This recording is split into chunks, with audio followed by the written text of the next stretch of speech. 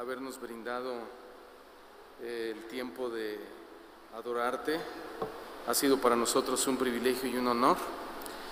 También, Señor, el entender que Tú esperas eso de nosotros. El venir aquí este día tiene ese propósito, Señor, adorarte. Tu palabra dice que Tú buscas adoradores que Te adoren en espíritu y verdad, y eso queremos ser. Ahora que nos vas a hablar por medio de Tu palabra, Señor, también Te pedimos Tu bendición, pedimos que nos hables, que nos llenes, que nos ministres, Señor, y que podamos dar el fruto que Tú esperas de nosotros.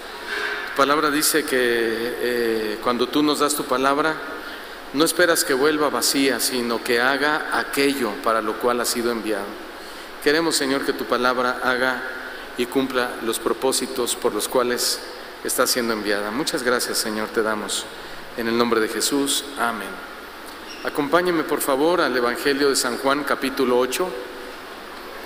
Evangelio de San Juan, capítulo 8, versículo 1, de nuestra serie Jesucristo, sus coincidencias y sus confrontaciones. El día de hoy vamos a hablar sobre aquella mujer que fue sorprendida en el acto mismo del adulterio, y el tema se llama: el que esté libre de pecado, arroje la primera piedra. El que esté libre de pecado, arroje la primera piedra. Juan capítulo 8, versículo 1, dice así la palabra del Señor: y Jesús se fue al monte de los olivos, y por la mañana volvió al templo, y todo el pueblo vino a él, y sentado él les enseñaba.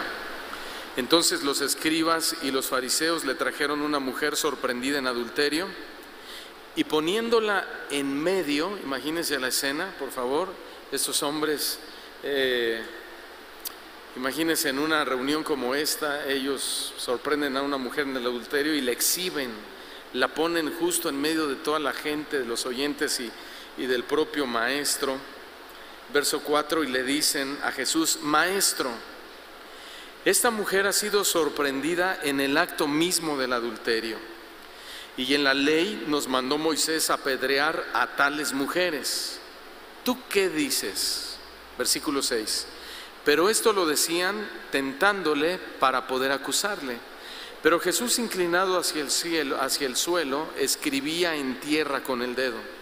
Y como insistieran en preguntarle, se enderezó y les dijo: el que de vosotros esté sin pecado, sea el primero en arrojar la piedra contra ella.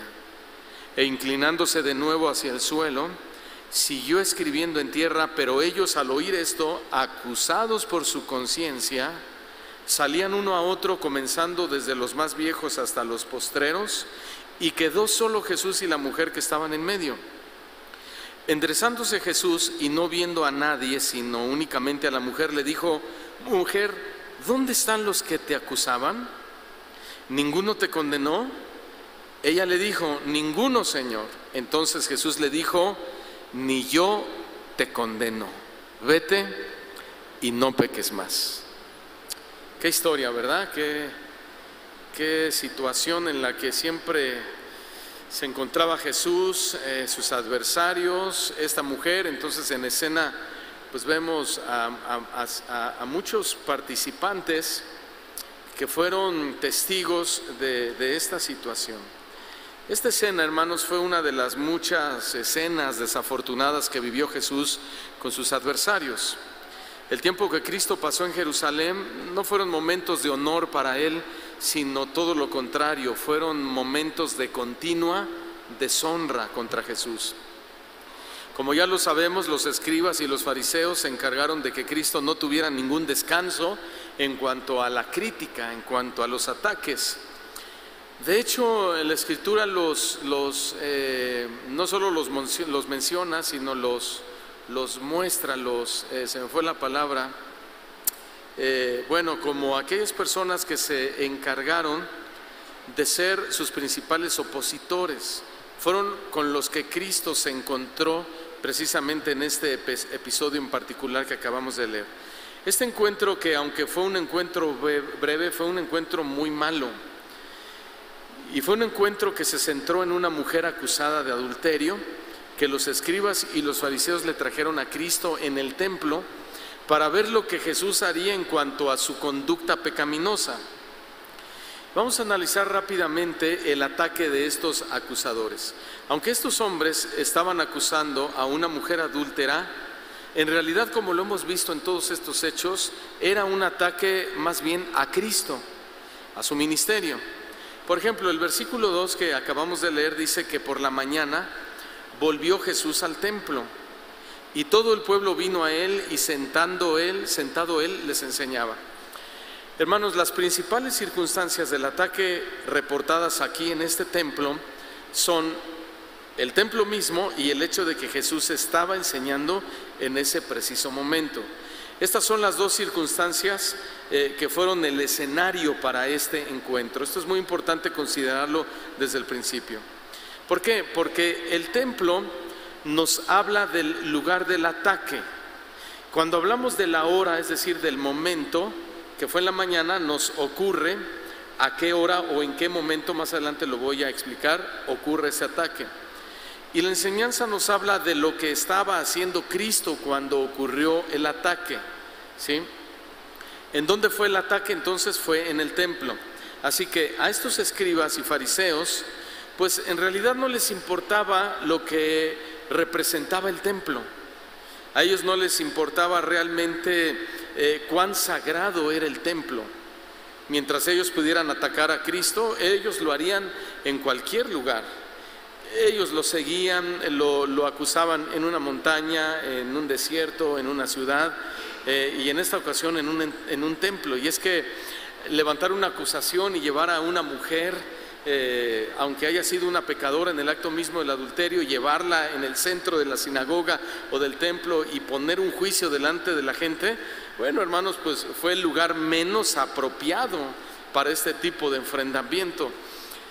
A veces se da esto en algunas congregaciones y es muy desafortunado porque al menos yo he sido testigo de que de repente el pastor o el predicador está hablando y señala a alguien entre la congregación y dice: tú, sí, tú, a ti te hablo, tú, nos dimos cuenta que eres un adúltero y toda la iglesia tiene que saber qué clase de persona eres. Y toda la gente se queda así como pues diciendo: ¿y por qué lo dijo, no? De esa manera. Son momentos, hermanos, y lugares no diseñados para eso. El templo, hermano, tenía su lugar y tenía su importancia. El templo era un lugar de adoración y de honor a Dios. El templo debía ser un lugar donde se leyera la ley de Dios, la palabra, los profetas, a Moisés. El templo era un lugar donde el pueblo se encontraba con su Dios, con su Creador, y todos debían adorar su nombre. Sin embargo, el templo en esta ocasión fue usado para atacar a Cristo. Y esta manera de deshonrar a Dios nos habla que es la misma forma en la que está sucediendo hoy en nuestros tiempos, en nuestra época o en nuestra dispensación. Esto tiene una representación muy importante para nosotros. ¿Por qué? Porque ¿qué representa para nosotros la iglesia? ¿Qué representa para nosotros el venir y estar aquí? El apartar un tiempo, el levantarnos temprano para venir a un lugar como esto. Bueno, representa, hermanos, venir aquí representa nuestra adoración a Dios. Venir aquí representa darle nuestro honor al Señor. Venir aquí debe representar darle nuestro reconocimiento a Dios. Venir aquí debe representar darle nuestro amor. Venir aquí debe representar darle nuestro servicio a Dios. En otras palabras, venir aquí representa darle nuestra vida completa a Dios. Es venir a decirle: Señor, mira, desde el día en que tú me salvaste, aquí está mi vida por completo. Toda mi devoción es para ti. ¿Cuántos dicen amén? Ahora, el problema es que para algunos la iglesia sigue representando lo que representó para los adversarios de Cristo. La iglesia para mucha gente representa un lugar de confrontación, representa un lugar para atacar. Se atacan entre hermanos, se atacan entre familia, el esposo ataca a la esposa, aún dentro de la iglesia.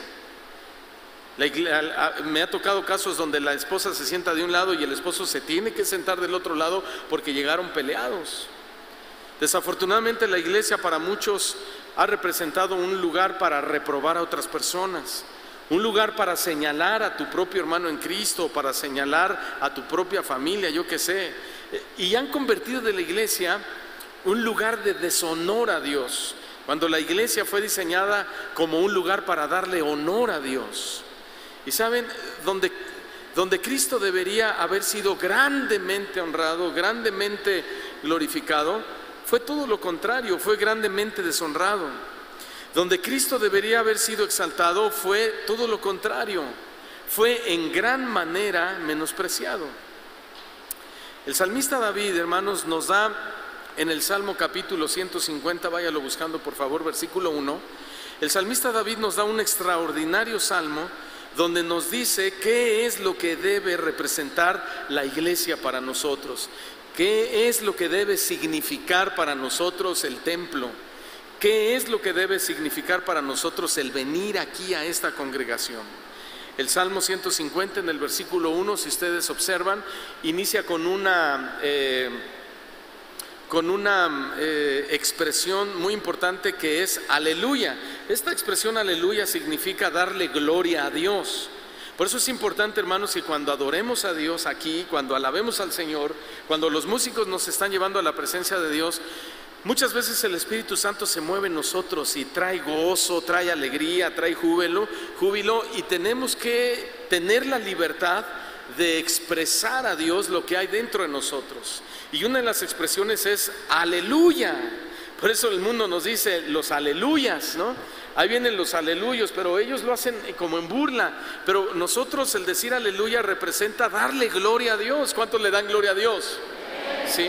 Entonces, cuando adore a Dios, tenga la libertad de decirle aleluya, gloria a Dios, alabado sea tu nombre, Señor, santo, santo, santo, tú el alfa y el omega, el principio y el fin, el que era, el que es, el que, etcétera, etcétera, etcétera, etcétera. Tenga esa libertad. Y el salmista nos lo muestra de una forma pues casi palpable, y él dice aleluya, alabad a Dios. ¿En dónde?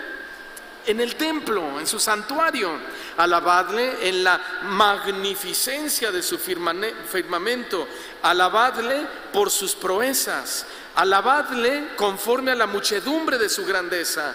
Alabadle a son de bocina. Alabadle con salterio y arpa. Alabadle con pandero y danza. Alabadle con cuerdas y flautas. Alabadle con címbalos resonantes. Alabadle con címbalos de júbilo. Todo lo que respira, alabe al Señor. Y termina con la misma expresión, aleluya.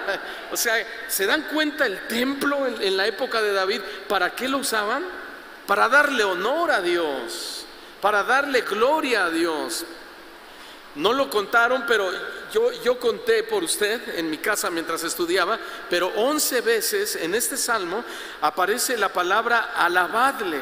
Que además esta palabra alabadle está escrito en imperativo, lo cual significa que es una orden. Dios no nos dice, alábenme si quieren, o alábenme si vinieron de buenas, o alábenme si no tienen problemas, o alábenme si no pecaron, o alábenme si no están en depre. No, es una orden. Alabad a Jehová, además dice, porque Él es bueno, porque para siempre es su misericordia. Entonces son un total de 11 veces, y 2 veces aparece la expresión aleluya, que ya lo dije, significa darle gloria a Dios. Entonces son un total de 13 expresiones de alabanza en el Salmo 150, y escuche lo que voy a decir. Pero esto no tuvo Jesús en su templo. No tuvo alabanza, no tuvo honor en su templo. Y tristemente sigue sin tener este honor en muchas congregaciones. Es muy triste. Pero no solo eso. Cuando el Señor Jesús fue a este templo, ¿en qué momento lo hizo? Y aquí vamos a hablar rápidamente del tiempo. Juan dice que fue por la mañana al templo. Entonces, este duro encuentro tuvo su lugar prácticamente en las primeras horas del día. El tiempo, o sea, la mañana nos muestra 2 cosas. Número 1, el celo que tuvo Jesús por el servicio. Y número 2, el celo que Jesús tuvo por el pecado. ¿Qué estoy diciendo? ¿Recuerdan cuando Cristo limpió el templo? Hace poco hablamos de ese tema, ¿se acuerdan? En esa ocasión, sus discípulos se acordaron cuando Jesús entró al templo, hizo un azote de cuerdas, expulsó a los cambistas, a los vendedores de palomas, etc. Y los discípulos, cuando vieron esa acción, se acordaron que estaba escrito en el libro del profeta Isaías: el celo por tu casa me consume. ¿Qué quiere decir? Que cuando Jesús llega muy temprano en la mañana, eso nos habla del celo que Jesús tenía por llegar en el momento que tenía que llegar al templo, porque además Él era el maestro, además Él era el Señor, y para Él era muy importante llegar a las primeras horas de la mañana por una sola razón: para ministrar a las personas que estaban ahí. Escuche bien, y ni siquiera los intentos, ataques, ni siquiera las críticas, ni siquiera los señalamientos que recibía Jesús constantemente causó que apagara el celo que había en Jesús por su casa y el celo que había por el servicio a Dios. Esto es muy importante y lo voy a ilustrar de esta forma, porque nosotros tenemos que tratar de estar en ese nivel, que no haya nada que pueda opacar nuestro celo, nuestras ganas, nuestro amor, nuestro interés por venir a la casa de Dios. Hace unos meses mi hijo Pablito, el de 6 años, me dijo: papá, quiero entrar al equipo de fútbol de mi escuela. Y yo le dije que sí. Él sentía un gran deseo, una pasión, y yo le dije: vamos, yo te anoto. Entonces lo anotamos. Y cuando tuvo su primer entrenamiento, él tuvo su experiencia. A Pablito le gusta mucho barrerse, y se barre, y se barre, y se barre, ¿no? Y yo juego, y bueno, entonces él hizo eso. En el entrenamiento se barría, y se barría, y se barría. ¿Y qué creen? Que con tantas barridas se ha hecho tan experto que les robaba a todos sus compañeritos el balón. O sea, bien. Entonces los compañeritos se enojaron y dijeron: Pablito no sabe jugar. Pablito no sabe jugar, él nomás se sabe tirar, él nomás se sabe barrer. Entonces viene Pablito y me dice: papá, sácame del equipo, ya no quiero continuar, ya no quiero seguir, porque mis amiguitos todo el tiempo me están diciendo que yo no sé. Ellos hicieron o ejercieron una presión sobre mi hijo para que abandonara el entrenamiento. Esa es la ilustración de que hay mucha gente que se va de las iglesias. Hay mucha gente que abandona sus congregaciones, incluso líderes y buenos líderes. ¿Y saben por qué? Porque no aguantan la presión de la vida cristiana. Otros no aguantan la disciplina de la iglesia y prefieren irse. Otros no aguantan las críticas, y este es el punto, porque Cristo era muy criticado. Y cuando yo veo que fácilmente a veces los cristianos se van de la iglesia por presiones, por críticas, yo me doy cuenta que en ninguno de ellos hubo el suficiente celo por Dios y por su casa y por permanecer. Simplemente fueron débiles en la fe. Con esto quiero decirles, querida iglesia, que nunca debes permitir que las críticas apaguen el fuego que hay en tu corazón. Por favor, no permitas que cuando la gente te señale, la gente murmure de ti y te critique, que eso te convierta en un desertor. Nunca dejes de adorar a Dios, nunca dejes de servir a Dios cuando seas criticado. Nunca dejes de servir a Dios por ningún concepto. ¿Saben por qué? Porque Dios es digno de toda gloria. Él es digno de nuestra alabanza. Él es digno de que le demos adoración. Él es digno de que le sirvamos. Él es el Señor y Él es nuestro Salvador. Amén. Eso es lo que pasó con Cristo Jesús. En lugar de renunciar, ¿sabe lo que causó los ataques? Se volvió más ferviente en su devoción. Se volvió más ferviente en su servicio después de que sus enemigos lo atacaran. Y esto me recuerda a las palabras del apóstol Pablo cuando le escribió a su iglesia que él fundó en Roma, en el capítulo 12, versículo 11, Romanos 12, 11, y les dijo: nunca dejen de ser diligentes. Escuchen bien, nunca dejen de ser diligentes. Antes bien, sirvan al Señor con el fervor que da el Espíritu Santo. Amén. En el Salmo capítulo 100, versículo 2, el salmista prácticamente dijo lo mismo: servid a Jehová con alegría, venid ante su presencia con regocijo. ¿Cómo hay que venir ante su presencia? ¿Cómo hay que servir a Dios? Con alegría. Amén, hermanos.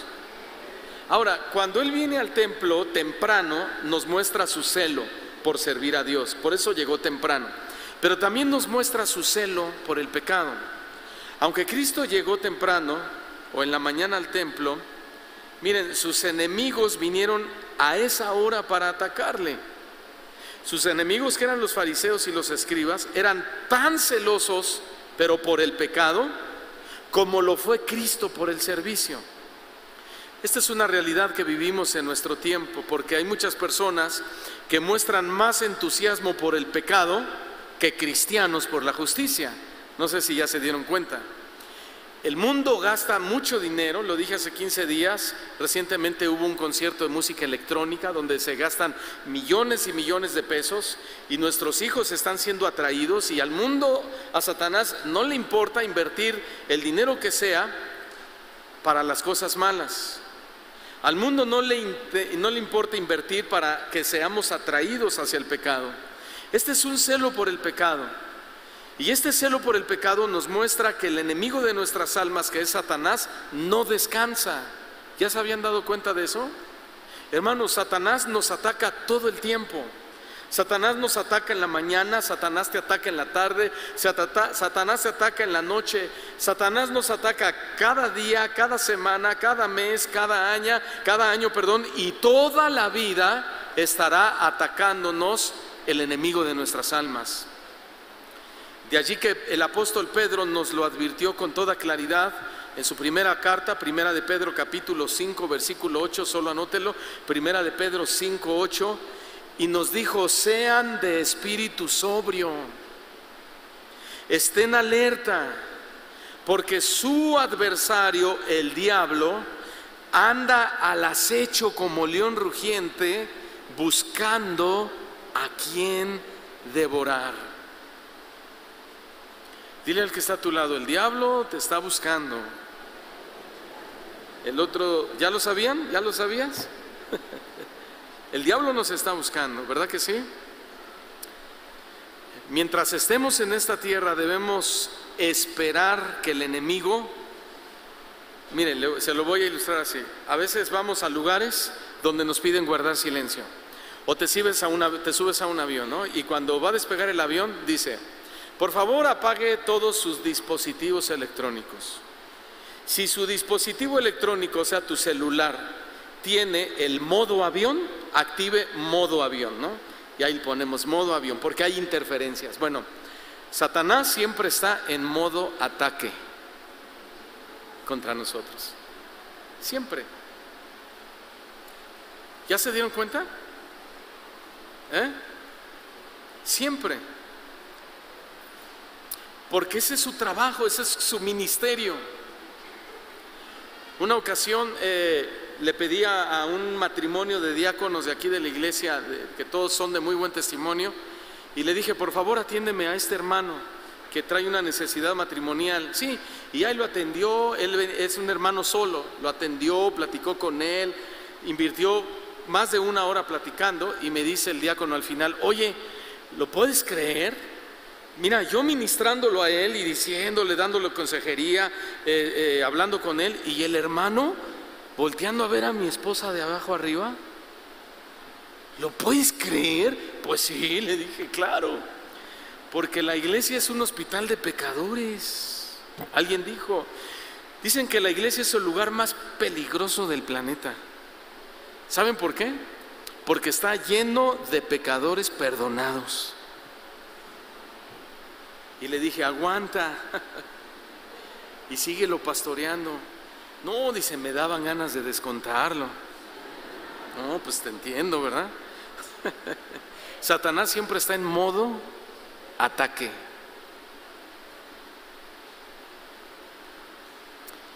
Pero aquí hay algo muy importante.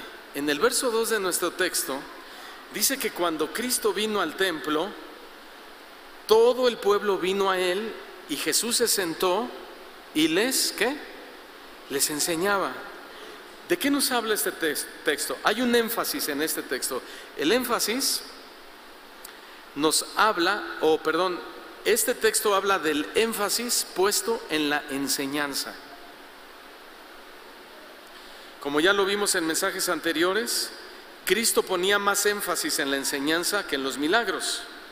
Y es que así debía de ser, porque la carne siempre va a querer más cosas que ve y que siente, como los milagros. Pero la fe necesita la enseñanza. La fe necesita la instrucción de la palabra de Dios.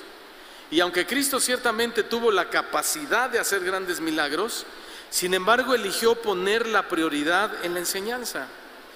Y esto debe ser una exhortación directa a todas las iglesias de nuestra época, porque debemos hacer un mejor trabajo en enfatizar la enseñanza en lugar de enfatizar los milagros o cualquier otra cosa que lleve como fin muchas veces solo entretener a las personas. No estamos negando la eficacia de Cristo para hacer milagro. De hecho, nosotros hemos recibido innumerables milagros, ¿no es cierto? De todo tipo, de sanidad, financieros, nos ha librado de peligros.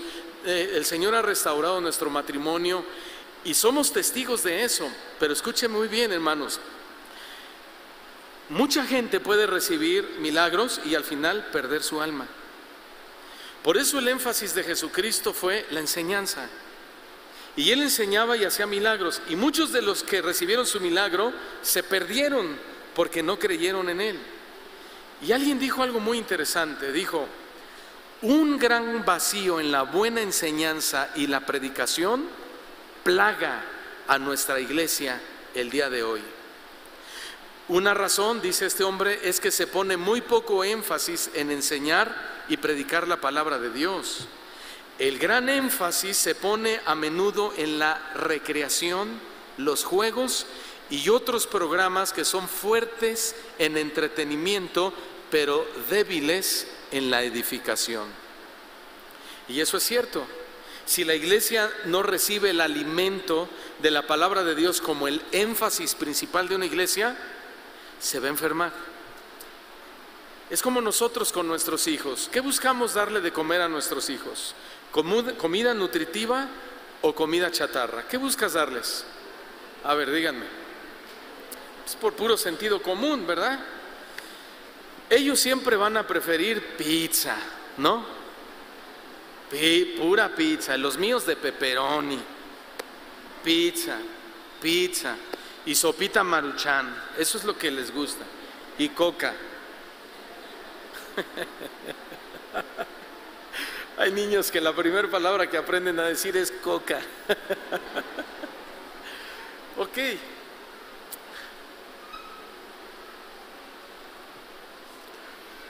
Una ocasión salí y vi ahí en la cocina que había toda la vitrina llena de Maruchan. Le digo al hermano Abraham: quítame todas las Maruchan de aquí, por favor, porque va contra nuestra doctrina. No se crean, ¿verdad? De la salud, ¿verdad? Ok. Sin embargo, hermanos, la responsabilidad de la alimentación recae sobre nosotros los papás. De nosotros va a depender ¿qué? Su buen desarrollo o su enfermedad. A veces, ponga atención en esto, a veces negociamos con nuestros hijos. Yo lo hago. Y yo les digo: mira, si toda la semana te portas bien y haces tus tareas sin estar llorando, sobre todo los chiquitos, ¿verdad? Y si toda la semana te comes la sopita de verduras que tu mamá te hace o el nopalito asado, mira, el sábado te compro tu pizza y tu refresco. Negocio con ellos. El sábado nada más. Pero ¿saben una cosa, hermanos? La palabra de Dios no es negociable. Es muy diferente. Aunque la palabra de Dios se nos presenta como nuestro alimento, Dios no negocia con nosotros. Dios no negocia con su palabra. Por eso es que el énfasis de Jesús recayó en la enseñanza, y eso siempre para Jesús fue así, nunca fue negociable para Él. Y así debe ser hoy en las iglesias, hermanos, porque su palabra, ¿saben por qué no debe ser negociable la palabra? Porque la palabra de Dios es nuestro alimento. Jesús dijo: yo soy el pan de vida para ustedes. La palabra de Dios no debe ser negociable, porque su palabra es viva, es lo que produce la vida en nosotros y al final lo que nos va a dar la vida eterna. La palabra de Dios no es negociable porque es poderosa. La palabra de Dios no es negociable porque es medicina a nuestro ser. La palabra de Dios no es negociable porque es útil para muchas cosas, para enseñar, para redarguir, para instruir en justicia, etc. La palabra de Dios no es negociable porque es agua, porque es luz. Jesús dijo: yo soy la luz del mundo. La palabra de Dios no es negociable porque su palabra es como martillo que quebranta la roca. No hay la palabra de nadie que pueda realmente quebrantar un corazón de piedra. Por eso no podemos decir: pastor, predíqueme más light, más quedito, pastor, no sea tan estricto, no sea tan exigente. Está bien, si quieres que agarre el chipote chillón lo puedo agarrar, pero tú lo que necesitas es el martillo para que quebrante tu corazón. Y por eso la palabra de Dios no es negociable, porque es pan y porque es espada. La palabra de Dios, dice la Escritura, que es más cortante que toda espada de doble filo. Ya lo sabe por qué, ¿no? Porque penetra hasta partir el alma, las coyunturas, los huesos, los tuétanos, aún las intenciones, dice, discierne las intenciones más profundas del corazón. Por eso no es negociable la enseñanza de la palabra de Dios, porque si realmente queremos ser salvos y queremos ser transformados, debemos permitir que esa palabra corte de tajo, hermanos. Ya lo predicaba el pastor Chigo Olivares en una de sus tremendas enseñanzas. Hay congregaciones al gusto del cliente, donde se les da lo que quieren oír, donde dicen: no me hables de infierno, ok, no te hablo de infierno. No me hables de santidad, ok, no te hablo de santidad. No me hables de responsabilidad, ok, no te hablo de responsabilidad. Son iglesias light, ¿sí? Pero esas iglesias que no han puesto su énfasis en la palabra de Dios son iglesias carnales. Son iglesias que no tienen ni siquiera garantizada su salvación. El salmista en su capítulo 12, versículo 6, dijo que las palabras de Jehová son palabras limpias. ¿Qué tan limpias? Dice: como plata refinada en horno de tierra, que ha sido purificada no una vez, ni dos veces, ni tres veces, ni cuatro veces, ni cinco veces, ni seis veces, sino 7 veces. Y el número 7 en la numerología bíblica significa perfección, algo completo. Lo que está diciendo el salmista es que la palabra de Jehová es perfectamente limpia, no puede contener una sola impureza, es toda pura. ¡Wow!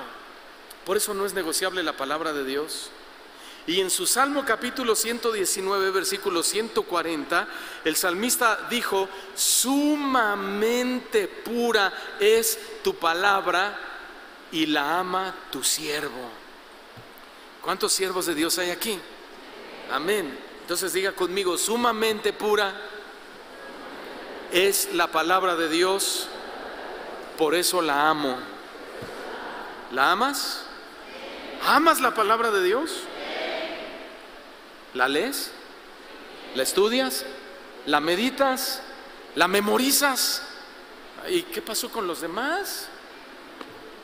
Yo amo a mi esposa y yo paso tiempo con mi esposa, hablo con mi esposa, amo a mi esposa, abrazo a mi esposa, beso a mi esposa, tengo intimidad con mi esposa, quiero estar con mi esposa porque la amo.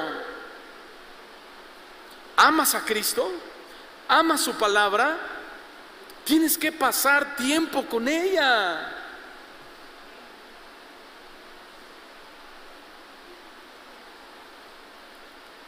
Cuando Cristo llegó temprano al templo, había gente que ya estaba allí cuando llegó Cristo al templo.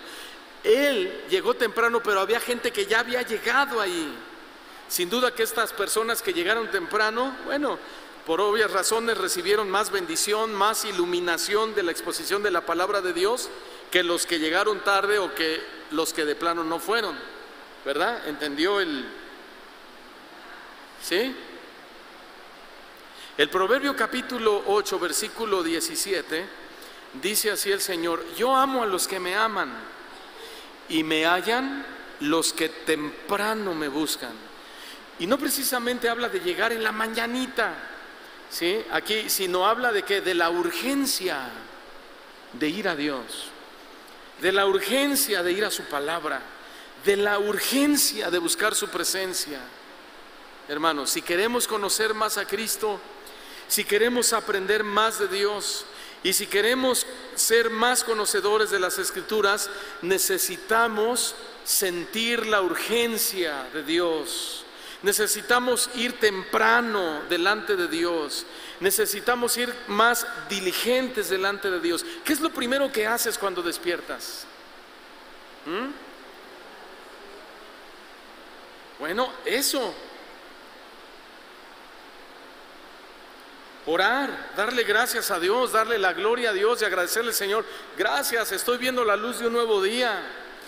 Gracias, mis hijos están vivos, mi esposa está viva. Gracias, Señor, tengo todavía un techo. Gracias, Señor, tengo todavía alimento. ¿Sí? Y antes, hermanos, de bañarte y de lo que sea, tienes que entender y aprender a desarrollar en tu corazón una prioridad, una urgencia por ir a Dios antes de ir a cualquier cosa, hermanos.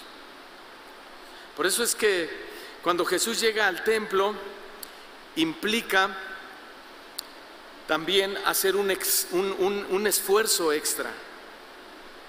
Incluso venir aquí a la iglesia implica un esfuerzo extra. Y bueno, yo entiendo que todos trabajamos, todos los que tienen ustedes un trabajo afuera secular, se tienen que parar a buena hora. Unos se paran desde las 4:30, otros 5:30, y ahí van. Pues venir a la casa de Dios con más razón. Amén, hermanos. Un hermano un día me dijo: pastor, es que el único día que tengo para levantarme tarde es el domingo. Y le dije: con razón tu familia está de cabeza. Con razón tú como pastor de tu hogar estás de cabeza, porque no tienes interés en Dios. Sin embargo, llegar temprano al templo nos da inigualables beneficios espirituales, ¿sí o no? Inigualables beneficios espirituales. Adoramos al Señor, experimentamos el mover de su presencia, le servimos, oramos, escuchamos su palabra, nos reconciliamos con Dios, produce cambios en nuestra vida, produce cambios en nuestro corazón, produce crecimiento espiritual, hay frutos del Espíritu Santo, etcétera, etcétera, etcétera, etcétera. Llegar temprano, hermanos, produce un sinnúmero inigualable de beneficios espirituales. Dile al que está a tu lado: llega temprano para que no te pierdas ninguna de sus bendiciones.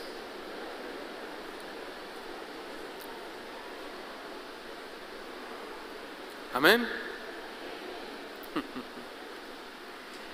El profeta Isaías escribió en el capítulo 55, versículo 6: buscad a Jehová mientras pueda ser hallado, llamadme en tanto que está cercano. Denle gracias a Dios que el Señor todavía no ha venido. Hace días hablaba con mi esposa y le dije: ay, ya quisiera que viniera el Señor, le dije. Es más, le dije, la otra noche oré y le dije: Señor, ya ven por nosotros, le dije hacia mí. Y es cierto, oré y le dije al Señor: ya ven por nosotros. Y me dice mi esposa con toda razón: no, no ores así. Dice: hay mucha gente en la iglesia que anda muy mal. ¿Y qué tal que alguno de nuestros hijos se quede? Ay, Señor, le dije, perdóname, ¿verdad?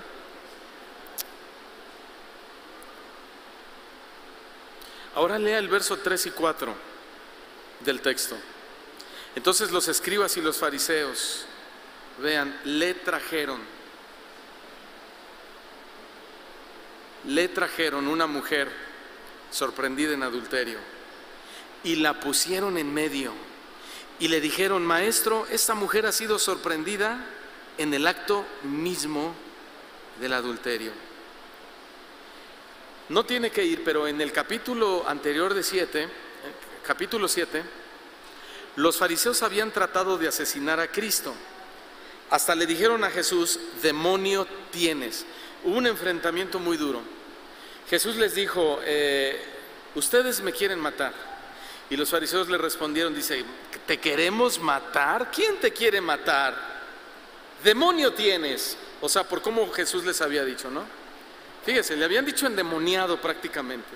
Pero en este capítulo 8, estos mismos hombres lo llaman maestro.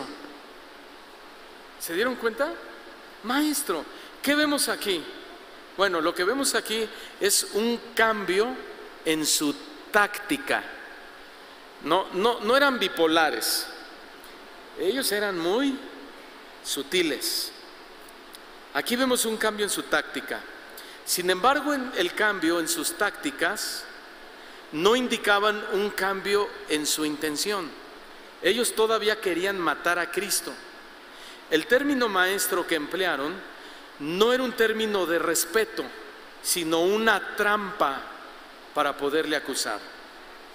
Y esto pasa igual en nosotros. Satanás siempre está cambiando sus tácticas para atacarnos. Si una táctica le falla, va a buscar una nueva. El cambio en las tácticas de Satanás no significan tampoco un cambio en su intención. El cambio en su operación es simplemente el uso de otra trampa para atraparnos. ¿Estoy siendo claro, hermanos? ¿Sí o no? Por ejemplo, miren, si el ataque del león rugiente no le funciona, entonces puede cambiar a un ataque de ángel de luz, pero jamás se dará por vencido.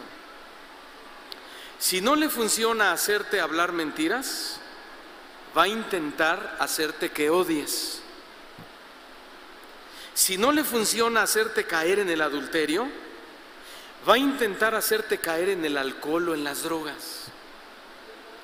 Si no le funciona destruir a la iglesia con la gente de afuera, lo va a intentar con la gente de adentro. Pero la meta es la misma: destruir la obra de Dios en nosotros.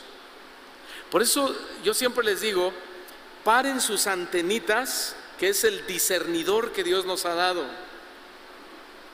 Y siempre díganle al Señor: Señor, abre mis ojos para darme cuenta. Hace un tiempo yo estaba observando a algunos hermanos, hace algún año y medio, y yo le dije a mi esposa: mira, a ese hermano que ves de ahí, que está casado y tiene a su esposa y sus hijos, el Señor me mostró que es un hombre vulnerable hacia las mujeres. Me dijo: no. Le dije: sí, ya me lo mostró el Señor. Hay que cuidarlo, le dije. Y también hay que cuidar a las hermanas de la iglesia, ¿verdad? Por supuesto. Al paso del tiempo, la esposa habló con mi esposa y le dijo: ¿qué cree? Que noté esto en mi esposo y esto en mi esposo y esto. No se ha metido con otra mujer ni nada, pero yo creo que es vulnerable. Le dije: te lo dije. ¿Sí? Entonces, pero ya veníamos trabajando un poco con él, que si no venimos trabajando con él, a lo mejor desde hace mucho él ya había caído en adulterio, ya habría caído en adulterio. Pídanle a Dios discernimiento, hermanos, porque el enemigo va a cambiar sus tácticas. Y para que no seas derrotado necesitas tener discernimiento y que el Señor te muestre. Por ejemplo, en 2 de Corintios capítulo 11 versículo 13, el apóstol Pablo aconseja muy bien a esta iglesia que él fundó en Corinto, una iglesia muy adinerada, muy rica, y que eso había insensibilizado a los creyentes. Y les dijo: pero me temo o tengo preocupación que así como la serpiente con su astucia engañó a Eva, los pensamientos de ustedes sean desviados de un compromiso puro y sincero con Cristo. Les leí la Nueva Versión Internacional. Ahora, en el capítulo 2 de ese mismo libro, en el versículo 11, dice Pablo que para que Satanás no se aproveche de nosotros, nosotros no debemos ignorar ¿qué? Sus tácticas.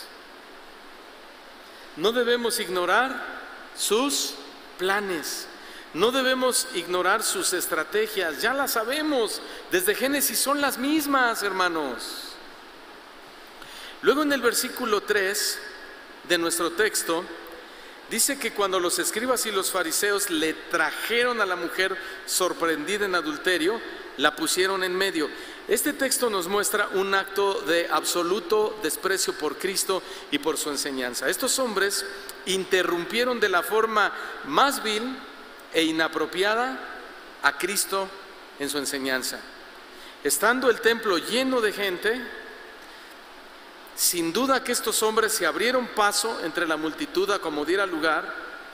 Estos hombres no tenían modales, estos hombres fueron groseros, fueron irrespetuosos, fueron descorteses. Claro, si esto les hubiese acontecido a ellos, habrían hecho un gran show, ¿no? Y hubieran sido los primeros en quejarse. Pero no olvidemos que los enemigos del Señor eran grandes hipócritas. Ellos llevaron deliberadamente a esta mujer cuando Jesús está enseñando en el templo. Ellos pudieron haberlo esperado al salir o en otro momento. No, dijeron aquí y ahora.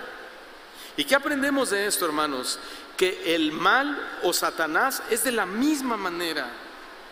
Él siempre trata de ponernos tropiezo, evidenciarnos delante del mundo, delante de la gente, sin misericordia. Esto nos enseña que el mal no tiene buenos modales contra la gente buena.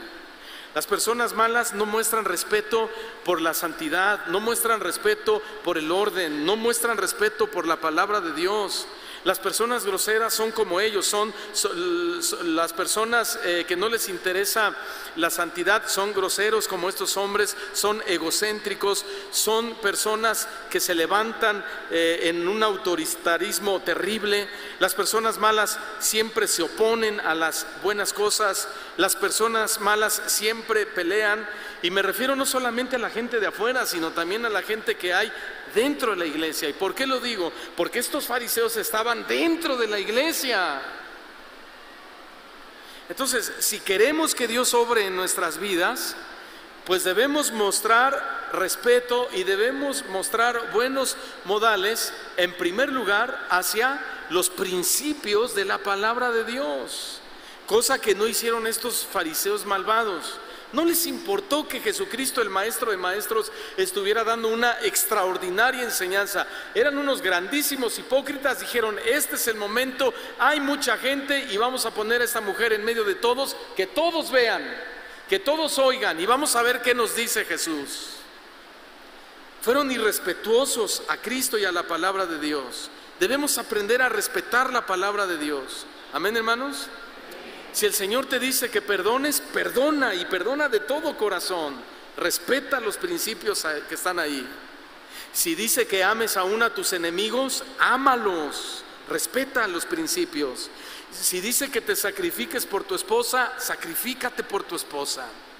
Si la palabra dice que te sujetes a tu esposo, mujer, sujétate y respeta los principios de Dios. Si dice que los hijos honren a sus padres, hijos honren a sus padres. Si dice que los padres deben enseñar a sus hijos, enseñémosle. Si la palabra de Dios dice que no adulteres, no adulteres. Si dice que no forniques, no forniques. Si el Señor te dice que ayudes a la gente que está en necesidad, ayuda a la gente que está en necesidad. Respeta y honra los principios de la palabra de Dios. Huyamos del espíritu fariseo que dice pero no hace. Jesús les reprochó, ustedes son unos falsos hipócritas porque ustedes dicen pero no hacen. Le dijo al pueblo, hagan como ellos dicen, pero no como ellos hacen. ¿Se acuerdan, hermanos? Eran tan grandes hipócritas que le dicen a Jesús, maestro, esta mujer fue sorprendida en adulterio en el acto mismo. Y Moisés, según la ley, nos mandó que fueran apedreados. Pero, ¿tú qué dices? Híjole, hermano. No, hermano, estos hombres definitivamente sintieron que tenían un caso cerrado a su favor, ¿verdad? Dijeron, ya lo atrapamos. La ley de Moisés dice que mujeres como esta deben ser lapidadas, apedreadas. Y se supone que Cristo es respetuoso de la ley. Esta mujer fue sorprendida en el acto mismo del adulterio, hay que apedrearla. ¿Qué dices, Jesús?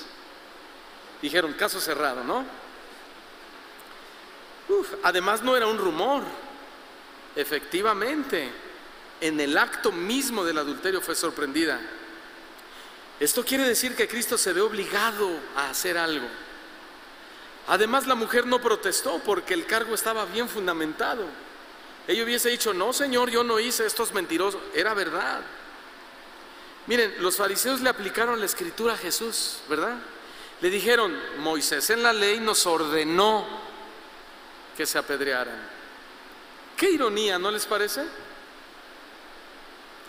Los atacantes de Cristo se vuelven piadosos y le citan a Cristo mismo las escrituras. Pero su celo, hermanos, era falso. A ellos realmente no les importaba cumplir con las escrituras. Ellos no eran piadosos de verdad. ¿Tú eres piadoso de verdad? No me respondan. Pero simplemente estos hombres usaron las escrituras porque pensaron que ayudaría a su causa para atacar a Cristo. Pero qué tonto es pensar que uno puede usar las escrituras para señalar a Cristo. Qué tonto es pensar que podemos usar la misma Biblia para atacar la verdad. Sí, pequé, pero dicen muchos, sí, pequé, pero ¿quién no peca? Qué tontos somos. Sí, pequé, y caí en adulterio, pero David, siendo el rey de Israel, también adulteró. O sea, se justifican, usan la propia Biblia para justificar sus acciones. Qué tontos somos al hacer eso, hermanos. Sí, pastor, hice esto, hice aquello, pero Dios es amor. ¿No dice la Biblia que Dios es amor?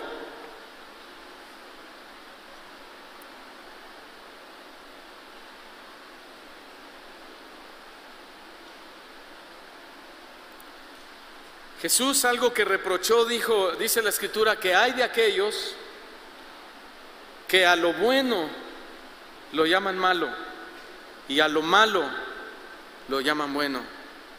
Jesús dijo que el árbol bueno es imposible que dé frutos malos y el árbol malo es imposible que dé frutos buenos.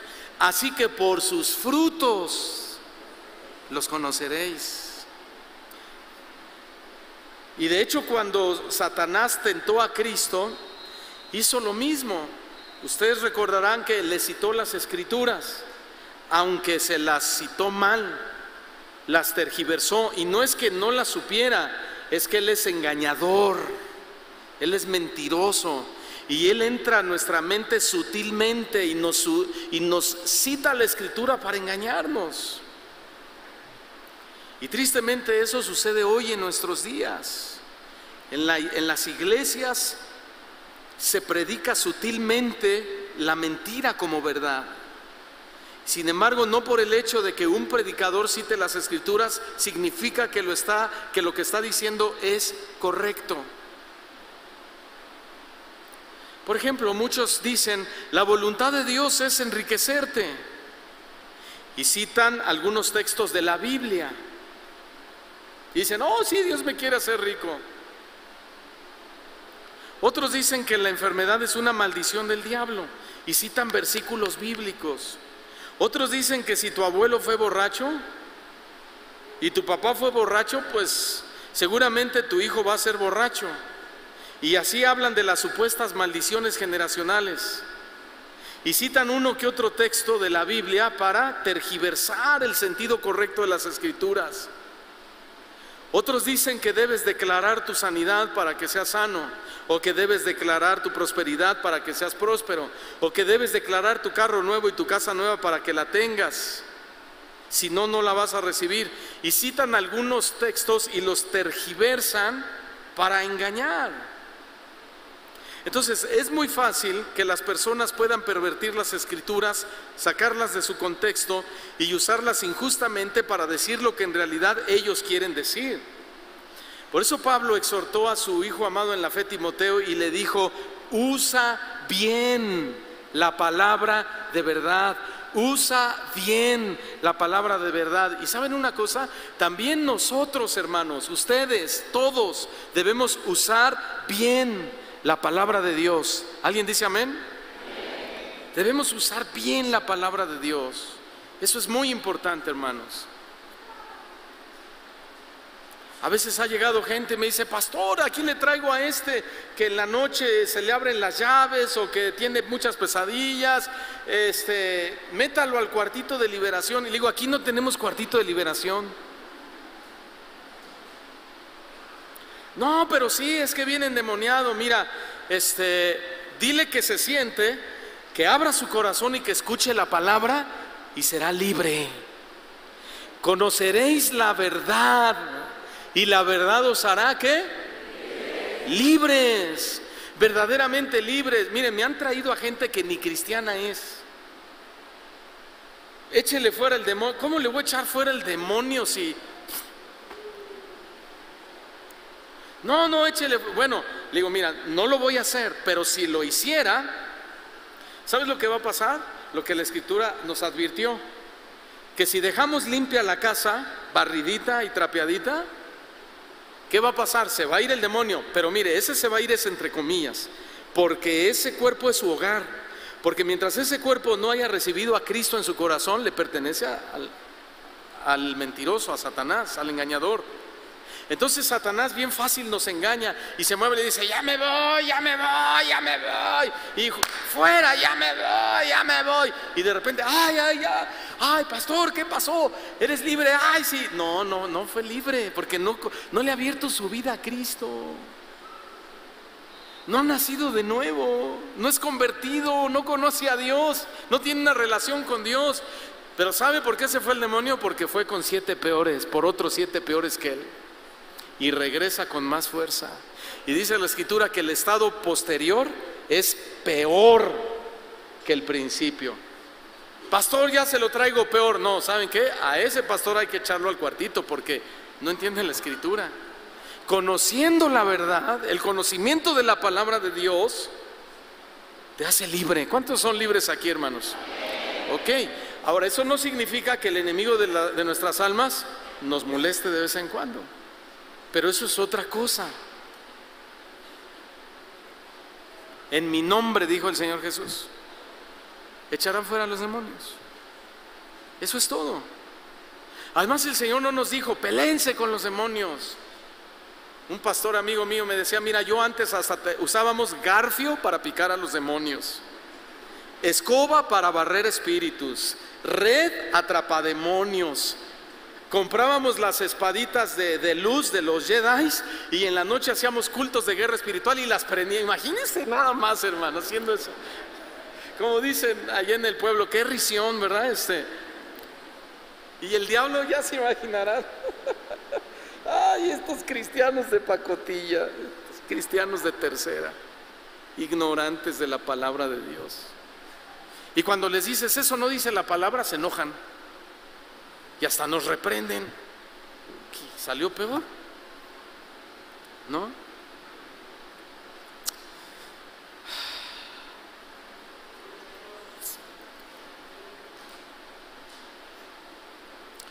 Hermanos, usen bien la palabra de Dios. Por eso tienen que leerla, estudiarla, meditarla, escudriñarla, comerla.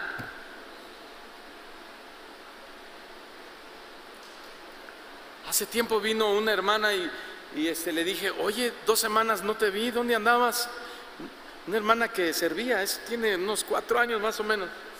Me dice: es que me invitaron a un retiro de sanidad interior. No me digas que fuiste.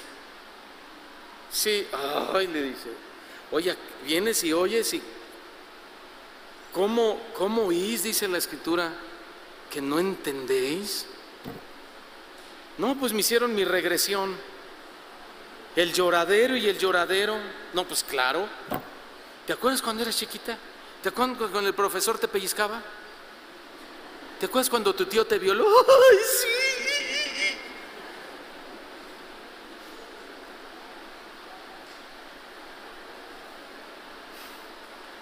Por favor, hermanos, eso era antes de Cristo. Hoy usen bien la palabra de Dios. ¿Sí, hermanos? No están enojados, ¿verdad? O sea, estoy preocupado, entiéndanme, yo voy a dar cuenta de ustedes. ¿Sí? Ya lo que ustedes hagan es su responsabilidad, ¿eh? ¿Por qué adulteraste? Es que el pastor, no, ¿qué pastor ni qué nada? Yo te prediqué, te dije, ¿ok? Bueno, le dicen los atacantes, volvamos. Esta mujer fue sorprendida en el acto mismo del adulterio. Ahora, este es un acto de corrupción total, porque si la mujer había sido sorprendida en el acto mismo del adulterio, ¿dónde estaba el hombre? ¿Por qué solo lo llevaron a la chica? ¿Se acuerdan que Jesús les reprochó que ellos se acostaban con las mujeres del templo? Seguramente era uno de ellos, ¿no? Pero oigan bien, más adelante vamos a ver que este fue un caso fabricado con el propósito de desacreditar a Cristo. ¿Por qué? Porque a ellos no les importaba realmente la moralidad, porque eran maestros de lo inmoral. El verso 7 dice que ellos continuaron y le insistían preguntando respecto a este caso. Estos hombres no dejaban de atacar a Cristo. Primero interrumpieron sus enseñanzas y luego, cuando escribió sobre el piso, le seguían preguntando: ¿qué vas a hacer con la mujer? ¿Qué nos revela esto? Que el enemigo de nuestras almas parece no ceder nunca en sus ataques contra nosotros. Dile que está a tu lado: Satanás nunca va a ceder, ¿eh? Nunca va a ceder. No, pero muchos dicen: es que yo estoy cubierto con la sangre de Cristo. Nunca va a ceder el diablo. No, es que yo soy su especial tesoro. De todas maneras, Cristo era el Hijo de Dios. Ya con eso, mejor ya para qué pongo ejemplos, ¿no? Nunca cedió. Es más, cuando Cristo fue a la cruz, cantó victoria. Él creyó que lo había matado. Pero Cristo había dicho: a mí nadie me quita la vida, a mí nadie me mata, yo la doy. O sea, se dejó matar por amor a nosotros. Gloria a Dios, hermanos. El enemigo nunca va a ceder en su ataque contra nosotros. Así es la tentación. Todo el tiempo está sobre nosotros. Cuando no es una cosa, es otra cosa. ¿Cómo podemos trabajar contra estas hostigaciones del diablo? Ya le dije hace rato: no en un cuartito de liberación, no con el garfio para picar demonios, no con la escoba barredora de demonios, no dando una ofrenda para que seas libre de demonios, menos todo eso. Santiago nos da la receta en el capítulo 4, versículo 7. ¿Cómo podemos trabajar contra las hostigaciones del diablo? Número 1, sometiéndonos a Dios. Y número 2, resistiendo al diablo. Y con esas dos, huirá de vosotros. ¿Ya lo tiene? Someteos pues a Dios, o a lo que dice su palabra. Resiste al diablo, como José, que la mujer casi lo desnudó y le jaló su ropa. Y él no dijo, como muchos dicen: ¿a quién le dan pan que llore? No, él dijo: patitas, ¿para qué las quiero? Mejor que digan: aquí corrió que aquí quedó. Y corrió, literalmente se le echó a correr a una dama. Qué bueno. Eso es resistir al diablo. David no resistió. Cuando era tiempo de que los reyes salían a la guerra, dice la escritura, los reyes eran los primeros que tenían que ir al frente con su ejército. David no fue, se quedó y los mandó a los demás. Y saliendo por la ventana de su terraza, vio a una mujer bella, hermosa, que se bañaba. También aquella que estaba haciendo en el patio, sabiendo que desde la ventana del rey se veía. ¿Se dan cuenta? El enemigo. Y David no resistió, él la tomó y cometió adulterio y asesinato, porque cuando quedó embarazada de él, mandó matar a su mejor capitán de su ejército, que se llamaba ¿cómo? ¿Cómo? Urías, gracias, que se me olvidó. y lo mataron. Y después se casó y el hijo que les nació se murió. Juicio de Dios. Yo siempre les digo a los jóvenes, ¿a ustedes se les hace tan fácil fornicar? De veras. ¿Lo toman tan a la ligera? ¿No se dan cuenta que pagan un precio muy alto? A David se le murió el hijo. Estuvo meses, si no es que años, en una pérdida de salud David, que dijo, estaba tan delgado, tan flaco, que dijo, contar puedo mis huesos. Mi verdor se tornó en sequedades de verano. Que no se nos haga tan fácil pecar, hermanos. Santiago ya nos dijo, hay que resistir al diablo. Y la resistencia consiste muchas veces en salir huyendo, no en hacernos los fuertes. No, a mí no me hace nada el diablo, ya estás viendo pornografía. No, a mí no me hace nada. No te hagas el fuerte, no te hagas la fuertecita. Sé humilde, sé sabio y resiste al diablo. Cristo finalmente, hermanos, respondió a estos acusadores y la respuesta acabó con el ataque de ellos. Cristo finalmente no abrogó la ley como ellos querían hacer ver a Jesús. Al contrario, la cumplió. Ustedes recordarán en Romanos 13, dice que el cumplimiento de la ley, ¿qué es? ¿Qué es? El amor. ¿No han leído ese versículo? El cumplimiento de la ley es el amor. Y en este caso, Cristo cumplió la ley en la mujer. ¿Por qué? Porque por su amor, ¿qué? La perdonó. Y esto ilustra claramente el carácter del Evangelio. Dice el verso 6 que Jesús se agachó y con su dedo escribió en el suelo como si no los oyera a los atacantes. Una de las escrituras más intrigantes de este caso fue la escritura de Cristo en el suelo. La última frase de este texto en el original dice que Él se agachó a escribir como si no les hubiera escuchado lo que ellos decían. ¿Qué es lo que le decían ellos? ¿Qué vas a hacer con la mujer? ¿Qué vas a hacer con la mujer? Moisés nos dijo que debe ser apedreada. ¿Tú qué vas a hacer? Entonces Él no respondió. Aunque realmente es evidente que Cristo escuchaba, pero no respondió con su voz. A todos nos gustaría saber lo que Cristo escribió, pero no sirve de nada hacer conjeturas porque las Escrituras no nos dicen lo que escribió, ni siquiera nos dan una pista. Si Dios hubiera querido que lo supiéramos, Él nos lo habría dicho. Hay conjeturas, gente dice que escribió los 10 mandamientos, pero son conjeturas nada más. En lugar de tratar de adivinar lo que Cristo escribió, necesitamos concentrarnos en lo que dice en la Escritura, en lugar de lo que la Escritura no dice. Y aunque no sabemos lo que Cristo escribió, podemos aprender algunas lecciones acerca de lo que escribió en la tierra. Y una de las lecciones que podemos aprender aquí, de esto que escribió en la tierra, es el simbolismo de lo que escribió. Miren, Cristo escribió 2 veces en la tierra. Después de la primera vez que Jesús con su dedo escribió, y ellos le preguntaban, ¿qué vas a hacer con la mujer? ¿Qué vas a hacer? Cristo se levantó y les dijo, el que esté libre de pecado entre ustedes, que arroje la primera piedra. ¿Qué significa eso? Estar bajo la ley, porque la ley decía que si una mujer adulteraba tenía que ser muerta de esa manera. Entonces Jesús dice, ok, si ustedes están bajo la ley y bajo la ley están cumpliendo los mandamientos de Dios, quiere decir que ustedes tienen la autoridad moral para hacerlo. El que esté libre de pecado, asesínela. Eso es estar bajo la ley.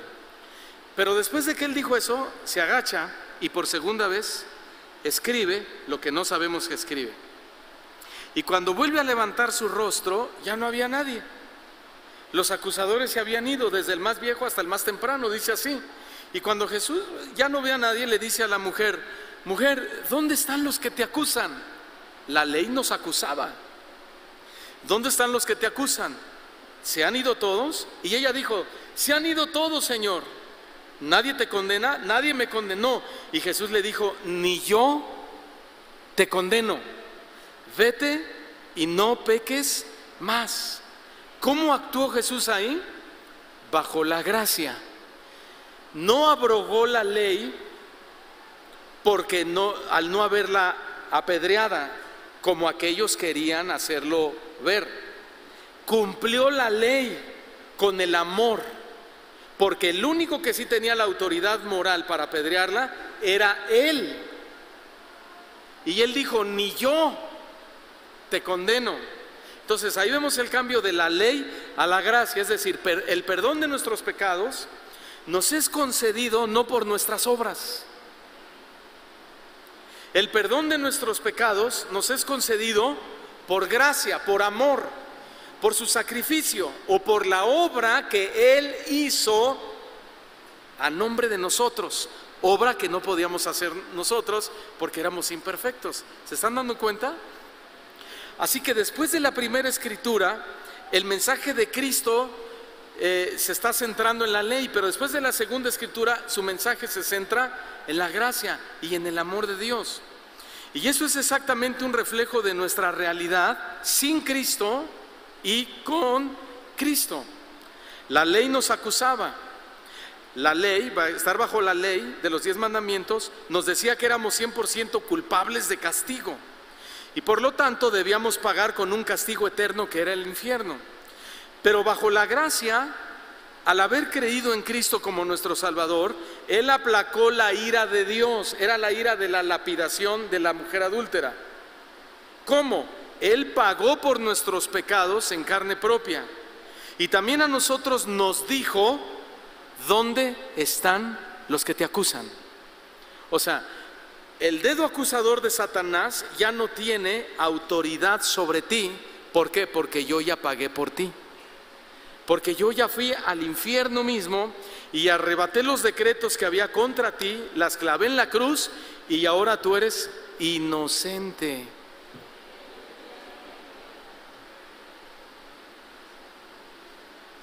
Como decíamos al principio, aleluya, gloria a Dios. ¿No es cierto?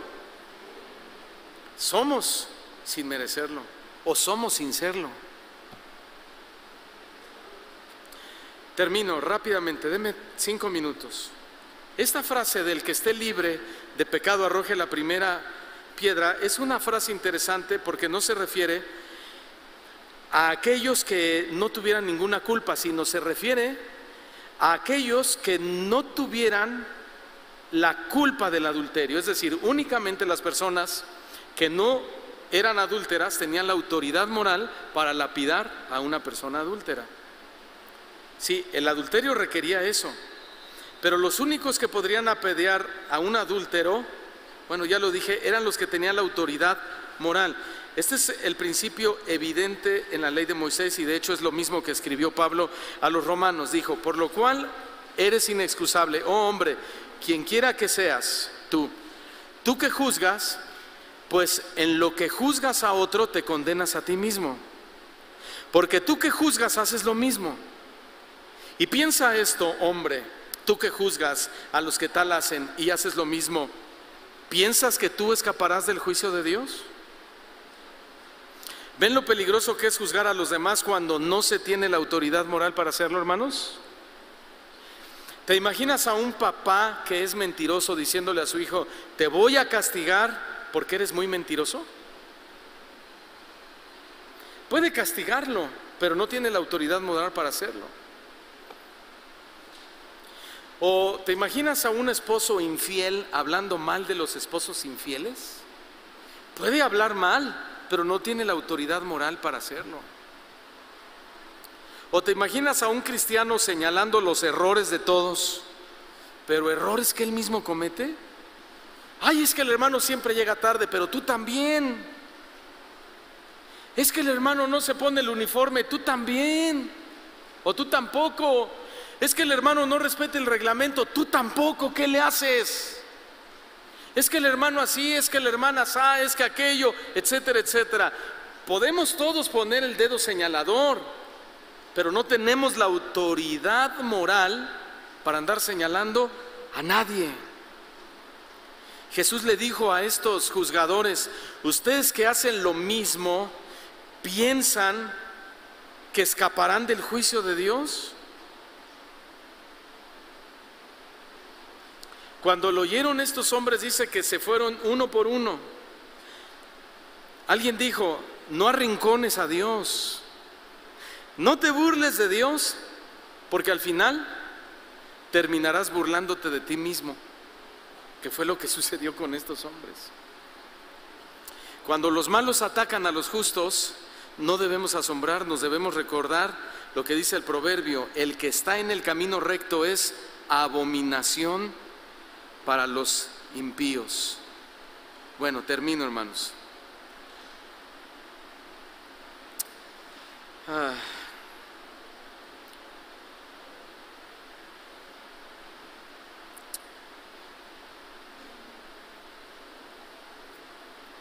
Por último, Jesús le da a esta mujer el consejo y le dice: vete y no peques más. Fíjense que este consejo es muy importante decir esto. No achica la gravedad del pecado del adulterio, porque algunos dicen: Jesús no le dio tanta importancia, porque así de fácil le dijo: vete ya y ya no peques. No, el pecado de adulterio es muy grave, y todo pecado de inmoralidad sexual es altamente condenable por Dios hasta el día de hoy. La situación aquí es que las Escrituras dicen que Cristo estaba lleno de gracia y de verdad, y que la ley fue dada por Moisés, pero la gracia y la verdad vinieron de Jesucristo. ¿Cuántos dan gracias a Dios por esto? Entonces, este encuentro realmente demuestra la combinación de gracia y verdad que había en Cristo. Cristo conocía perfectamente el pecado de la mujer, por eso dijo: no peques más.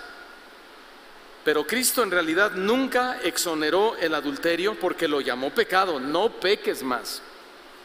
Y tampoco exonerará nuestros pecados. El principio es el mismo. Aquí hay dos principios. ¿Cuál? Número uno, la gracia. La gracia es: si han pecado, dice Jesús, ni yo te condeno. Y número dos, si hemos pecado, dice el Señor, vete y no peques más. Pero ustedes saben que el mundo no quiere llamar pecado al pecado, pero Dios lo sigue llamando pecado. ¿Estamos de acuerdo? La mentira sigue siendo mentira. No hay mentiras blancas ni piadosas, ni medias mentiras. El robo sigue siendo robo. No existen robos con buenas intenciones. El pecado de inmoralidad sexual sigue siendo un grave pecado a los ojos de Dios, aunque el mundo diga otra cosa. El evangelio de la gracia no tiene una visión ligera del pecado, ni tampoco fomenta el pecado, pero sí nos dice cuando pecamos: no peques más.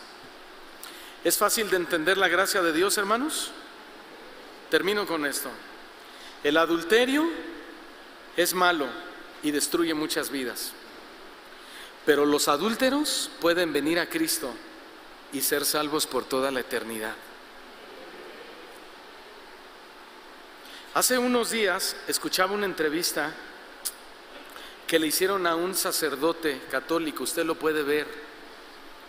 Se llama Tragaluz. Y entrevistan al segundo de Norberto Rivera, el que era el cardenal. Y le dice el entrevistador, porque usted sabe que ha habido muchos escándalos en el catolicismo de que se han metido con niños y los han violado y los han abusado. Comprobado, nada de que ya comprobado y todo. Y este entrevistador le dice al padre, le dice: padre, me da esa pena decir, pero lo voy a decir porque además no es ni una grosería ni es pecado. Pero le dice: padre, es una pregunta directa. ¿Para qué sirve el ano? Y dice el padre: bueno, además de muchas otras cosas, para defecar. ¿Entendieron? Le dice el entrevistador: además, o sea, abiertamente, ¿cómo se dice? Desfachatadamente, se ve raro, descaradamente dijo: además. Le hicieron otra entrevista y al final le dice: padre, terminamos nuestro programa y le quiero hacer la misma pregunta. ¿Para qué sirve? Y le dice: ya lo dije, además de muchas otras cosas, para hacer del baño.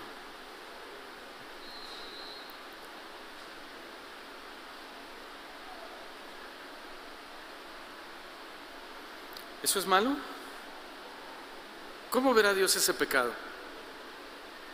Bueno, ¿a dónde quiero llegar?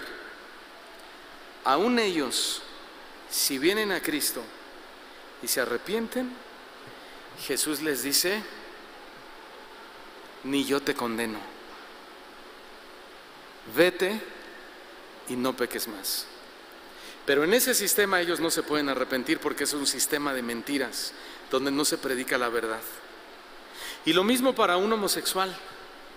Hemos visto a homosexuales morir de 20, 25, 30 años de edad, en la flor de su juventud, por no quererse arrepentir y no reconocer a Cristo.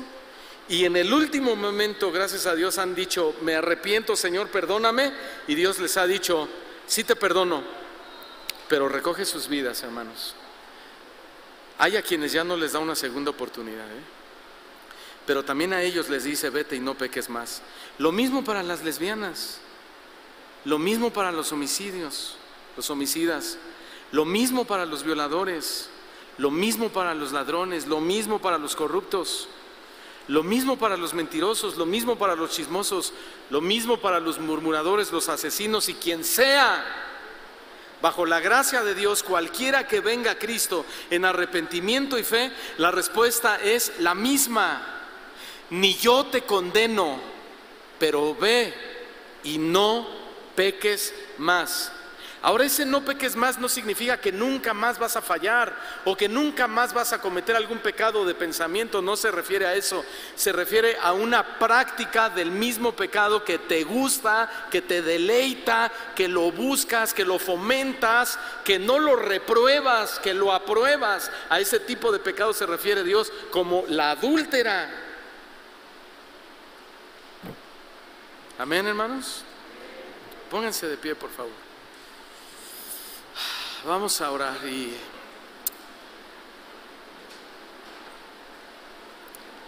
este es un mensaje muy apropiado para venir a Cristo en ese momento y poder decirle: Señor, mira, a lo mejor tu pecado no es el adulterio, pero nos estamos identificando con la historia. Señor, yo soy esa adúltera, ¿sí?, que he sido descubierto en mi pecado, sea cualquier pecado, mentira, lo que tú quieras. Si tú eres sincero con Dios, levanta tu mano en oración, y el que no la levante, que arroje la primera piedra. Señor, yo levanto mis manos delante de ti, Señor, porque tu palabra dice que no hay justo ni aun uno. No hay justo ni aun uno. Todos, Señor, somos pecadores. De una o de otra manera nos identificamos, Señor, absolutamente con esta mujer. Somos esa mujer, Señor, que hemos pecado contra ti. Somos esa persona que Satanás ha puesto su dedo acusador sobre nosotros y nos dice: no vales nada, eres una basura, Dios no te ama, Dios no te ve, Dios no te oye, Dios no te quiere. El diablo viene a tus oídos muchas veces y te dice: lo mejor sería incluso que hasta te quitaras la vida. Tu vida no significa nada. No, hermano, no le creas. Satanás es un mentiroso desde el principio. Él no puede hablar verdad porque no hay verdad en él. Y él es el acusador de nosotros. De día y de noche va delante de nuestro Padre y siempre nos acusa. Y sabes, nos acusa y lo que le dice al Padre es la verdad. Pero la respuesta del Padre siempre es la misma: mi hijo murió por ellos. Y cada que ellos se arrepienten y me piden perdón, yo los perdono porque no veo la justicia de ellos, veo la justicia de mi Hijo Jesús. Veo a Cristo en ellos y por eso es que Dios nos perdona, hermanos. Pero así con tus manos levantadas, confiésale a Dios tu pecado, ahí en tu corazón. Ahí en tu corazón. Dile, soy esto, todavía soy esto, soy esto. Sí, Señor, he sido sorprendido en esto, en esto, en esto, en esto. No necesita traerme el diablo delante de ti, Señor, para avergonzarme. Yo vengo delante de ti solo, voluntariamente, a decirte, aquí están mis pecados, Señor. Recurro a tu gracia, Señor, como la gracia que recibió la mujer. Recurro a tu bendita gracia y a tu amor. Dime, Señor, dime, quiero oír tu voz decirme, ni yo te condeno, hijo, ni yo te condeno, hija, vete y no peques más. Quiero oír tu voz, Señor, que me dice que aunque mis pecados fuesen rojos como el carmesí, hoy son convertidos, son hechos blancos como la blanca lana. Quiero oír, Señor, esa palabra de esperanza, Señor. Ayúdame, Señor. Pídele la ayuda a Dios, Él te la dará ahí. Ciertamente Satanás cada día te ha traído delante de Dios para acusarte, para acusarte. Satanás le dice, míralo, míralo, Él no te honra, Él no te obedece, Él te desobedece, Él todavía dice malas palabras, Él todavía es un mentiroso, Él todavía es un ladrón, Él todavía esto, aquello. Pero el Señor Jesús es amoroso, es perdonador, es Padre de misericordia. Jesús fue temprano al templo, significa la urgencia de Él. Ven con urgencia a Cristo, querido hermano, querido amigo, y entrégale a Dios eso.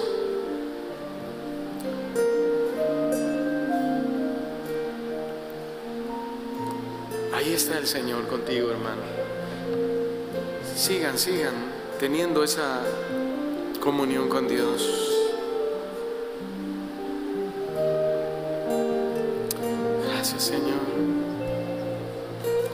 Gracias, Señor, por tus palabras.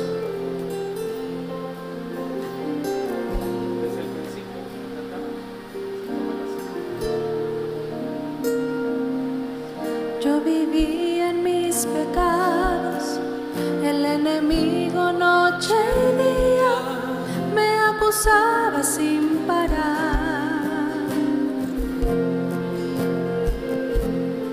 pero a tus pies me humillé, tan solo te escuché decir, no te condeno, vete ya.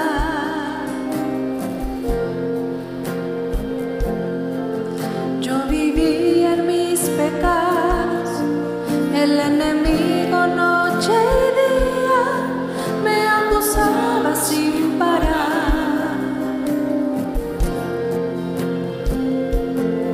pero a tus pies me humillé, tan solo te escuché decir, no te condeno, vete ya.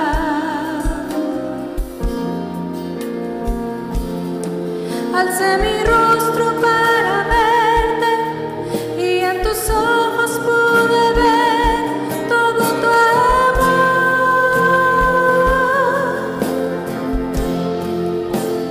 Gracias, Señor, por tus palabras de amor.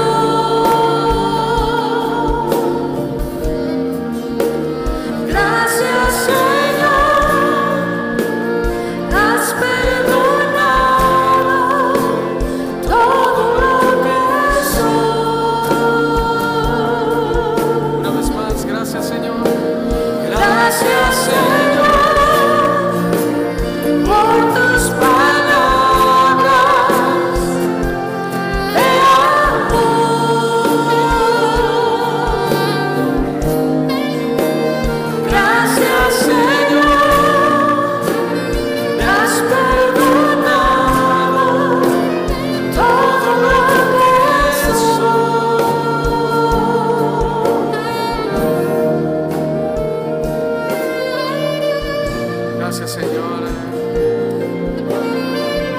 tus palabras de amor.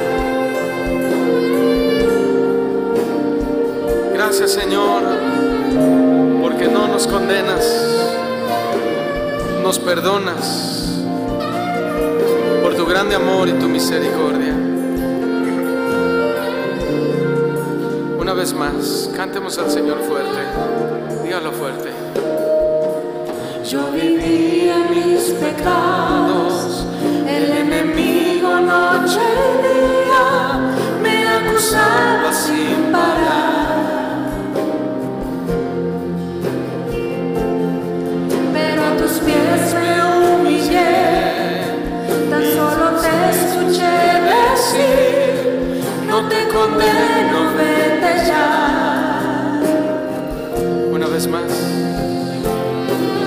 Yo vivía en mis pecados, el enemigo noche y día me acusaba sin parar. Pero a tus pies me humillé, tan solo te escuché decir, no te condeno, vete ya.